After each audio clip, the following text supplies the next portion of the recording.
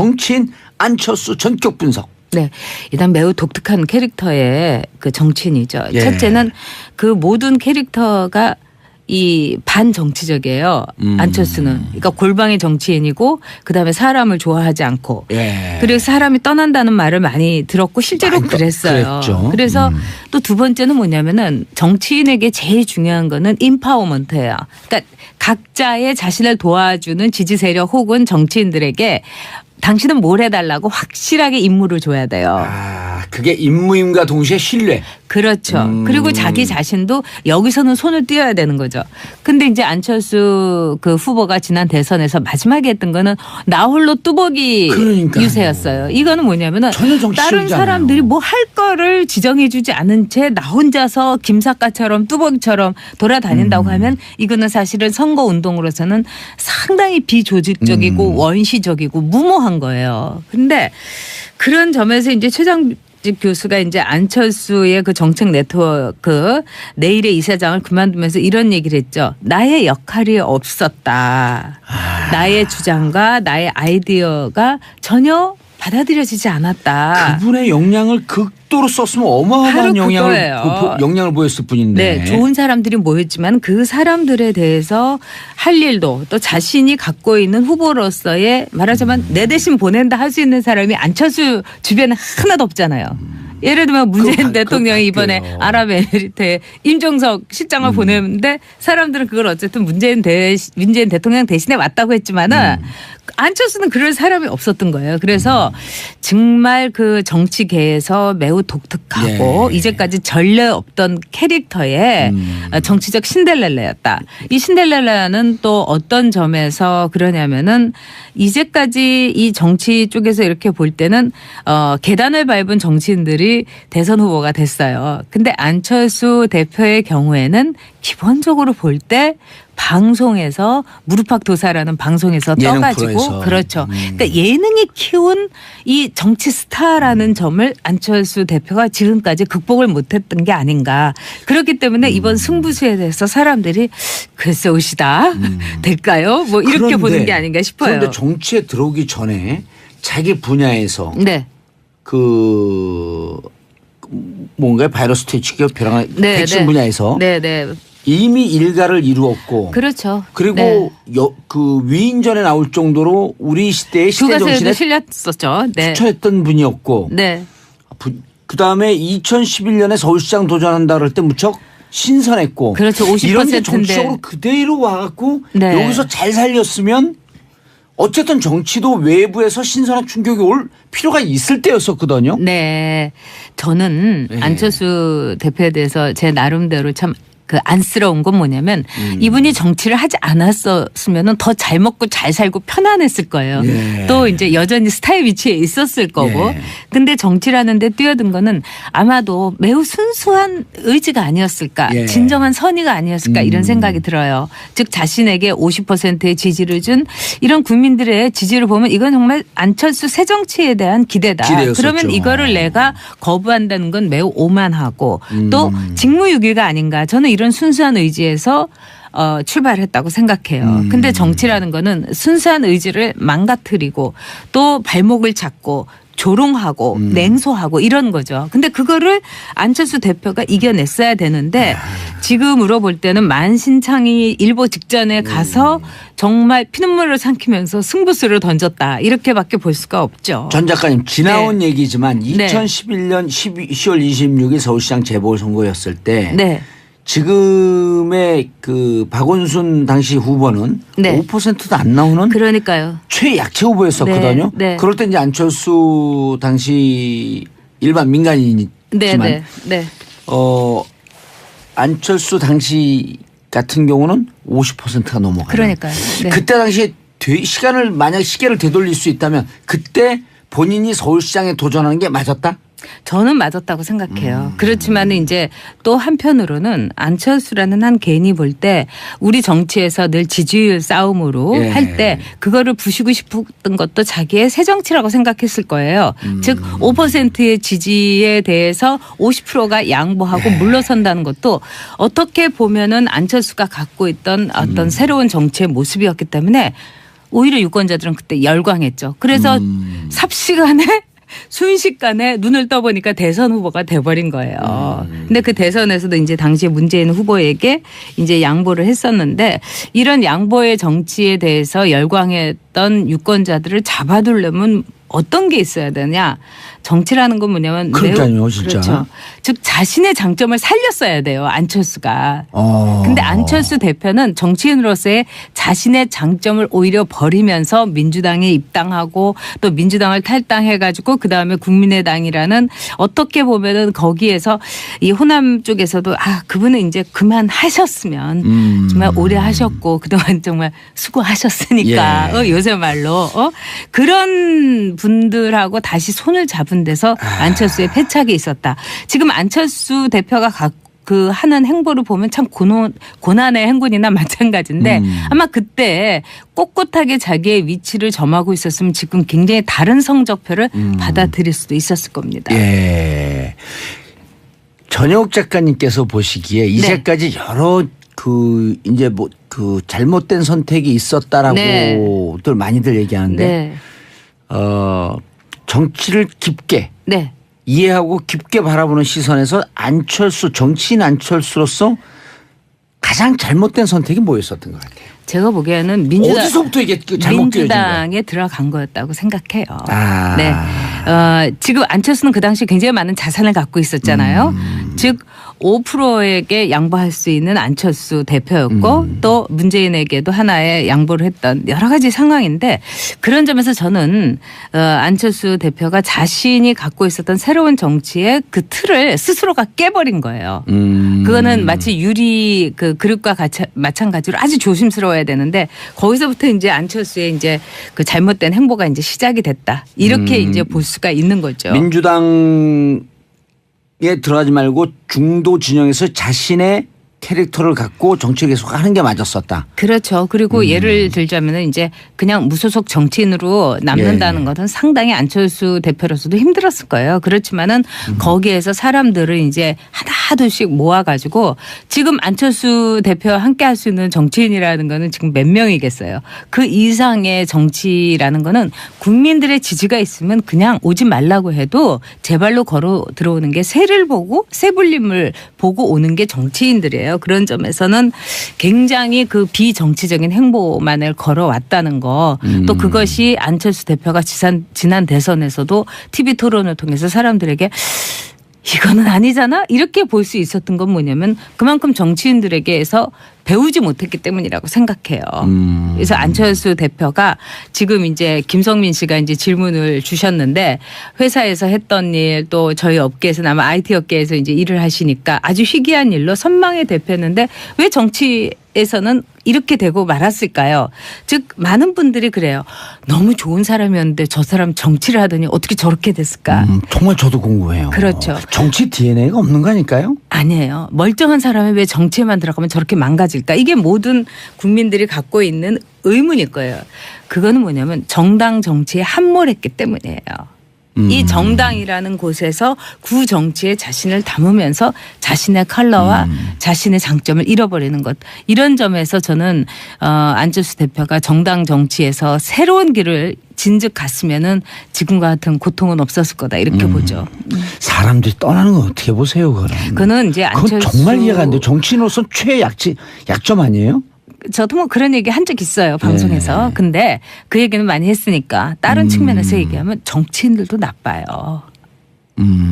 이 국민의당이라든가 몇몇 안철수 대표와 달쌈스벳이에요? 네? 달쌈스벳 달면 삼큐 쓰면 맨날 달쌈스벳. 그런 것도 그런 게 크죠. 근데 제가 보기에는 정치인들은 좀 약간 이런 말씀을 제가 너무 심하게 알지 모르지만 약간 거지 근성이 있는 것 같아요. 정치인들이요? 네. 충격. 제가 뭐 자유한국당의 전전당에서도 느꼈는데 돈이 많은 사람, 재산이 많다고 하면은 그 사람에게서 너무 돈에 대해서 기대를 많이 해요. 예를 들어서 그분이 밥을 어떤 걸 사주잖아요. 뭐 설렁탕을 사주면 째째하게 저렇게 돈 많은 사람이 설렁탕을 사준다고 호텔에서 내야지 이렇게 말을 하는 정치인들이 있었고 또 이제 전에 이제 뭐 굉장히 권위주의적인 직업을 가졌던 분들은 또 어떤 얘기를 하냐면은 아니 그렇게 술을 퍼마시고 나서 대리도 안 불러주고 그다음에 갈 때 봉투도 안 주고 이럴 수 있냐? 아니요, 전 정말 많이 봤어요. 그래서 안철수 해요? 많이 하죠. 그리고 안철수 대표에 대해서도 그 당에서도 그런 얘기를 많이 했었어요. 아니 그렇게 돈도 많은데 좀 풀지. 그런 얘기 화끈하게 저도 들었어요. 쓰지. 그런 얘기는 저도 들었어요. 네. 그리고 뭐 누구 뭐 이렇게 이 차도 좀 사주지. 예. 기사도 붙여주지. 물론 요즘 밥도 잘 산대요, 근데. 그런데 너무 늦었어요. 아니 늦었다기보다는 저는 밥을 사달라고 하는 정치인들이 문제라고 봐요. 아니 그러니까 굳이 아니 밥을 내 살 이유가 뭐가 있어요, 밥그릇 그러면. 내가 채우고 내 밥 내가 사 먹으면서 정치를 해야지 새로운 정치가 시작되지. 정말 맞아요. 저게 참신하고 이런 사람들이 맨날 남한테 밥 사달라고 하고 안철수 제가 대표가 한마디 해도 돼요? 밥 사준 사람 아니잖아요. 네 입으로 들어가는 밥 네 돈으로 먹으라. 그렇죠. 저도 그렇게 생각해요. 그걸 밥을 사달라니까 그러니까 요새 먹으면 말로 되지. 내 팔 내가 흔들고 예. 그거하고 똑같은 거예요. 네 팔 네가 흔들고 이 우리나라 정치인들도 그런 점에서 예. 안철수 대표의 어떤 이 돈에 대해서 안철수 대표를 일종의 그 돈주머니로 보는 시각 이거에서 벗어나야 돼요. 맞아요. 저는 오늘 그런 컨셉 거를 좋아요. 너무 봤기 때문에 오늘 컨셉 좋아. 네 밥 네가 먹으라. 속이 다 시원하네. 후원금 달라 그러고 그 네. 후원금으로 밥 먹으면 되잖아요. 어떻게 아니 보면. 그리고 왜 정치인들이 맨날 호텔에서 좋은 밥을 먹어야 돼요? 맞아요. 오히려 우리 국민들이 먹는 밥하고 똑같은 수준의 밥을 먹어야 돼요. 예. 저는 그래서 자유한국당의 전전당에 있을 때도 제발 이러지 말아라. 거지냐. 기본납법 3만 원에서 5만 원 올리는 거 그런 거 하지 말아야 돼요. 네, 그러고 이랬어요. 지금 자유한국당의 전전당에서 왜 어떻게 자기의 지역구에 있는 지역 구민보다 더 좋은 밥을 먹어야 되냐. 그 지역구의 수준에 맞게 먹어야 된다. 물론 강남 지역구라면 강남 수준에 먹는 거 제가 뭐라고 저는 하잖아요. 강남 지역구입니다. 글쎄요. 컬러와 자신의 장점을 잃어버리는 것. 이런 점에서 저는 안철수 대표가 정당 정치에서 새로운 길을 진즉 갔으면은 지금과 같은 고통은 없었을 거다 이렇게 보죠. 사람들이 떠나는 건 어떻게 보세요, 그거는. 그는 이제 안철수 그건 정말 이해가 안 돼요. 정치인으로서 약점 아니에요? 저도 뭐 그런 얘기 한 적 있어요 방송에서. 네. 근데 그 얘기는 많이 했으니까 다른 측면에서 얘기하면 정치인들도 나빠요.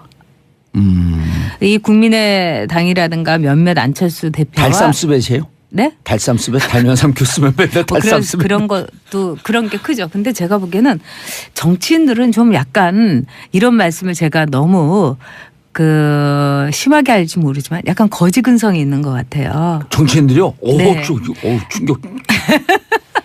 제가 뭐 자유한국당의 전전당에서도 느꼈는데 예. 돈이 많은 사람, 재산이 많다고 하면은 그 사람에게서 너무 돈에 대해서 기대를 많이 해요.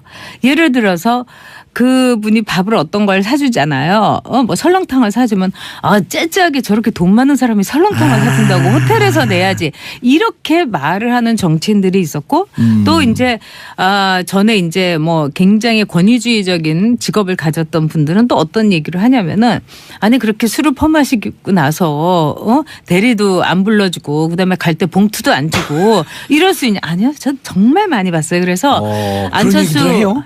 많이 하죠. 그리고 안철수 대표에 대해서도 그 당에서도 그런 얘기를 많이 했었어요. 아니 그렇게 돈도 많은데 좀 풀지. 그런 화끈하게 얘기 저도 들었어요. 쓰지. 그런 얘기는 저도 들었어요. 네. 그리고 뭐 누구 뭐 이렇게 이 차도 좀 사주지. 예. 기사도 붙여주지. 물론 요즘 밥도 잘 산대요, 근데. 그런데 너무 늦었어요. 아니 늦었다기보다는 저는 밥을 사달라고 하는 정치인들이 문제라고 봐요. 아니 그러니까 굳이 아니 밥을 살 내 이유가 뭐가 있어요, 밥그릇 그러면. 내가 채우고 내 밥 내가 사 먹으면서 정치를 해야지 새로운 정치가 시작되지. 정말 맞아요. 저게 참신하고 이런 사람들이 맨날 남한테 밥 올 때 방송에서 무릎팍도사라는 방송에서 예능 떠가지고 프로에서. 그렇죠. 그러니까 예능이 키운 이 정치 스타라는 점을 안철수 대표가 지금까지 극복을 못했던 게 아닌가. 그렇기 때문에 이번 승부수에 대해서 사람들이 글쎄 오시다 될까요? 뭐 이렇게 그런데, 보는 게 아닌가 싶어요. 그런데 정치에 들어오기 전에 자기 분야에서 네. 뭔가요? 바이러스 퇴치기업 백신 분야에서 이미 일가를 이루었고 그렇죠. 그리고 그 위인전에 나올 정도로 우리 시대의 시대 정신에 실렸었죠. 투철했던 분이었고 그다음에 2011년에 서울시장 도전한다 그럴 때 무척 신선했고 그렇죠. 50%인데 이런 게 정치적으로 그대로 와갖고 여기서 잘 살렸으면 어쨌든 정치도 외부에서 신선한 충격이 올 필요가 있을 때였었거든요. 네. 저는 안철수 대표에 대해서 제 나름대로 참 그 안쓰러운 건 뭐냐면 이분이 정치를 하지 않았었으면 더 잘 먹고 잘 살고 편안했을 거예요. 또 이제 여전히 스타의 위치에 있었을 거고. 근데 정치라는 데 뛰어든 거는 아마도 매우 순수한 의지가 아니었을까. 진정한 선의가 아니었을까 이런 생각이 들어요. 즉 자신에게 50%의 지지를 준 이런 국민들의 지지를 보면 이건 정말 안철수 새 정치에 대한 기대다. 그러면 이거를 내가 거부한다는 건 매우 오만하고 또 직무유기가 아닌가. 저는 이런 순수한 의지에서 출발했다고 생각해요. 근데 정치라는 거는 순수한 의지를 망가뜨리고 또 발목을 잡고 조롱하고 냉소하고 이런 거죠. 근데 그거를 안철수 대표가 이겨냈어야 되는데 지금으로 볼 때는 만신창이 일보 직전에 가서 정말 피눈물을 삼키면서 승부수를 던졌다. 이렇게밖에 볼 수가 없죠. 전 작가님 지나온 얘기지만 2011년 10월 26일 서울시장 재보궐선거였을 때 지금의 그 박원순 당시 후보는 5%도 안 나오는 그러니까요. 최약체 후보였었거든요. 그럴 때 이제 안철수 당시 정치인 안철수 전격 분석. 일단 매우 독특한 캐릭터의 그 정치인이죠. 첫째는 그 모든 캐릭터가 이 반정치적이에요. 안철수는. 그러니까 골방의 정치인이고 그다음에 사람을 좋아하지 않고 그리고 사람이 떠난다는 말을 많이 들었고 실제로 그랬어요. 그래서 또 두 번째는 뭐냐면은 정치인에게 제일 중요한 거는 인파워먼트예요. 그러니까 각자의 자신을 도와주는 지지 세력 혹은 정치인들에게 당신은 뭘 해달라고 확실하게 임무를 줘야 돼요. 그게 임무임과 동시에 신뢰. 그렇죠. 그리고 자기 자신도 여기서는 손을 띄어야 되는 거죠. 근데 이제 안철수 그 후보가 지난 대선에서 마지막에 했던 거는 나 홀로 뚜벅이 유세였어요. 이거는 뭐냐면은 다른 사람들이 뭐 할 거를 지정해 주지 않은 채 나 혼자서 김사과처럼 뚜벅이처럼 돌아다닌다고 하면 이거는 사실은 선거 운동으로서는 상당히 비조직적이고 원시적이고 무모한 거예요. 근데 그런 점에서 이제 최장직 교수가 이제 안철수의 그 정책 네트워크 내일의 이사장을 그만두면서 이런 얘기를 했죠. 나의 역할이 없었다. 나의 주장과 나의 아이디어가 전혀 받아들여지지 않았다. 그분의 역량을 극도로 썼으면 어마어마한 역량을 보였을 뿐인데. 좋은 사람들이 모였지만 그 사람들에 대해서 할 일도 또 자신이 갖고 있는 후보로서의 말하자면 내 대신 보낸다 할 수 있는 사람이 안철수 주변에 하나도 없잖아요.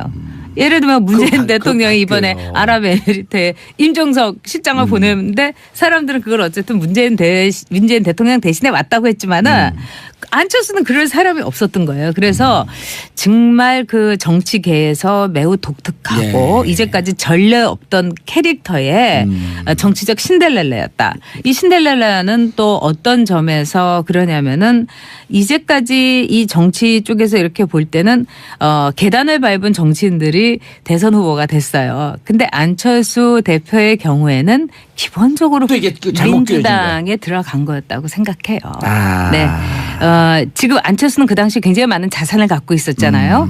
즉 5%에게 양보할 수 있는 안철수 대표였고 또 문재인에게도 하나의 양보를 했던 여러 가지 상황인데 그런 점에서 저는 안철수 대표가 자신이 갖고 있었던 새로운 정치의 그 틀을 스스로가 깨버린 거예요. 그거는 마치 유리 그 그릇과 마찬가지로 아주 조심스러워야 되는데 거기서부터 이제 안철수의 이제 그 잘못된 행보가 이제 시작이 됐다. 이렇게 이제 볼 수가 있는 거죠. 민주당에 들어가지 말고 중도 진영에서 자신의 캐릭터를 갖고 정치 계속 하는 게 맞았었다. 그렇죠. 그리고 예를 들자면 이제 그냥 무소속 정치인으로 남는다는 것은 상당히 안철수 대표로서도 힘들었을 거예요. 그렇지만은 거기에서 사람들을 이제 하나둘씩 모아가지고 지금 안철수 대표와 함께 할 수 있는 정치인이라는 거는 지금 몇 명이겠어요. 그 이상의 정치라는 거는 국민들의 지지가 있으면 그냥 오지 말라고 해도 제 발로 걸어 들어오는 게 새를 보고 새불림을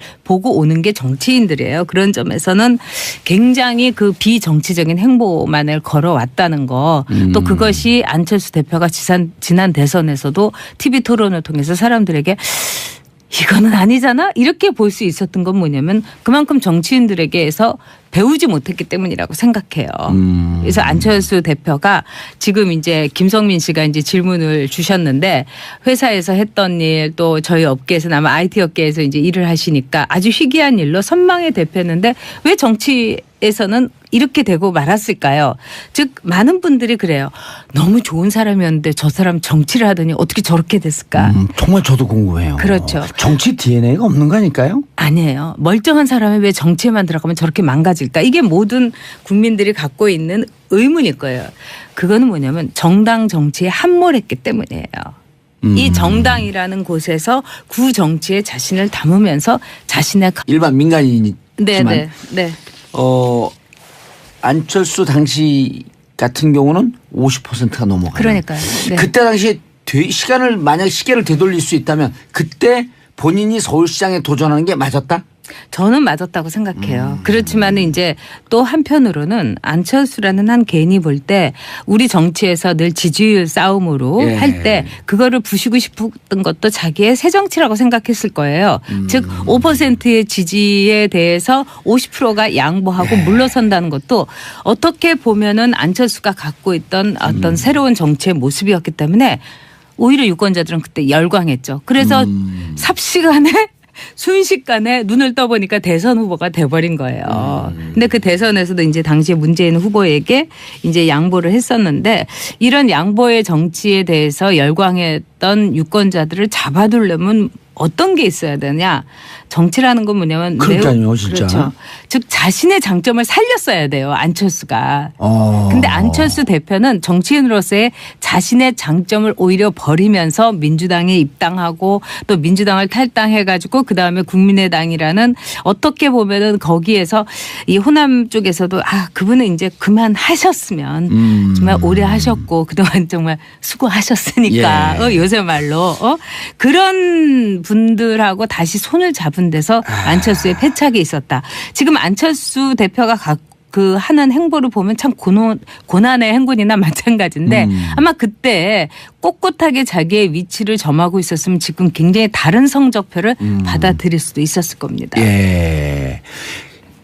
전영욱 작가님께서 보시기에 이제까지 여러 이제 잘못된 선택이 있었다라고들 많이들 얘기하는데 정치를 깊게 이해하고 깊게 바라보는 시선에서 정치인 안철수로서 가장 잘못된 선택이 뭐였었던 것 같아요? 제가 보기에는 민주당